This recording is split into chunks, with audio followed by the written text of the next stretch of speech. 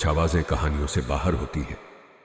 वो सिर्फ दीवारों में बसती हैं और रात के सन्नाटे में फुसफुसाने लगती हैं। आप सुन रहे हैं विस्परिंग हाउस, जहां कहानियां नहीं, साए बोलते हैं। यह है सीजन 1, शून्य लोक। एक ऐसी दुनिया जहां मौत सिर्फ एक शुरुआत है, जहां कोई लौट कर नहीं आता, या शायद लौट ही आता है। और आज हम शुरू कर रहे हैं चैप्टर 1, हवेली का रहस्य। एक ऐसी हवेली जो सालों से वीरान है, लेकिन उसकी हवा में अब भी किसी की लोरी तैरती है।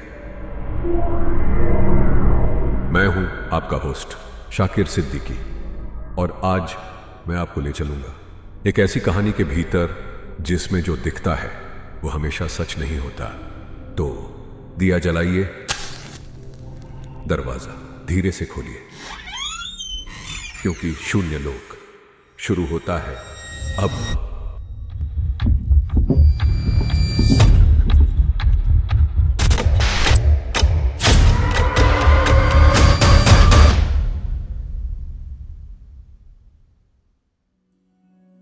विक्रम एक लेखक अपने 10 साल के बेटे आर्यन और छोटे भाई सुरेश के साथ शिमला की पहाड़ियों पर स्थित एक पुरानी हवेली में आया था। यह हवेली उनके पूर्वजों की थी। समय की परतें दीवारों पर जमी थीं और सर्द हवाओं ने हवेली की हर सांस को जकड़ रखा था, जैसे घर जिंदा था। तभी आर्यन छत की तरफ देखने लगा। उसकी आंखें ठहर गईं।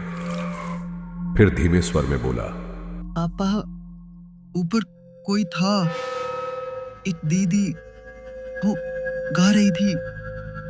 विक्रम ने बेटे की बातों पे खास ध्यान न देते हुए कहा, कोई नहीं बेटा, तुमने सपना देखा होगा। रात 2:13 पर हवेली की बिजली चली जाती है।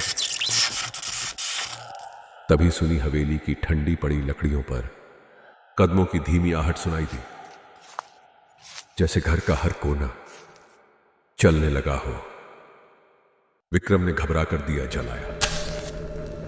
दिए के जलते ही दीवारों पर परछाइयां नाचने लगी, और तभी एक मधुर मगर सहमा देने वाली लोरी गूंजी।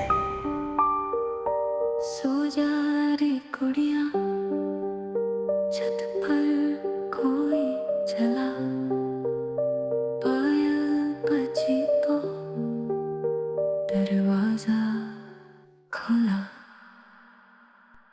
विक्रम ने पलट कर देखा। आर्यन अंधेरे कोने में बैठा मुस्कुरा रहा था, जैसे वो कुछ देख रहा हो, या शायद कुछ नियंत्रित कर रहा हो। विक्रम ने आर्यन को कई आवाज लगाई, आर्यन, आर्यन। पर आर्यन कभी गाता तो कभी जोरों से हंसता। फिर शांत होके अचानक दीवारें खुरचता, जैसे दीवार पे कुछ उभर रहा हो। विक्रम कुछ समझ पाता इससे पहले ही आर्यन बेहोश होकर बिस्तर पर गिर पड़ा। विक्रम आर्यन के पास दौड़ा। उसका माथा छूकर देखा, ठंडा, पसीने से भीगा हुआ। विक्रम पूरी रात आर्यन को देखते देखते सो गया। अगली सुबह विक्रम ने दीवार पर देखा। एक चित्र जैसी आकृति थी, जहां आर्यन ने खुरचा था। खरोंचों से बनी एक भयानक चित्र उभरी थी। हवेली जल रही थी और एक जला हुआ चेहरा खिड़की से झांक रहा था। उसके नीचे खून जैसे अक्षरों में लिखा था, वो लौट आई है। तभी सुरेश ने दीवार की ओर घबराते हुए देखा और धीमे से बड़बड़ाया, वो पहले भी आई थी, लेकिन तब कोई जिंदा नहीं बचा था। हर सांस साथ लाती है एक नया रहस्य। कौन रहेगा जिंदा, कौन होगा शिकार।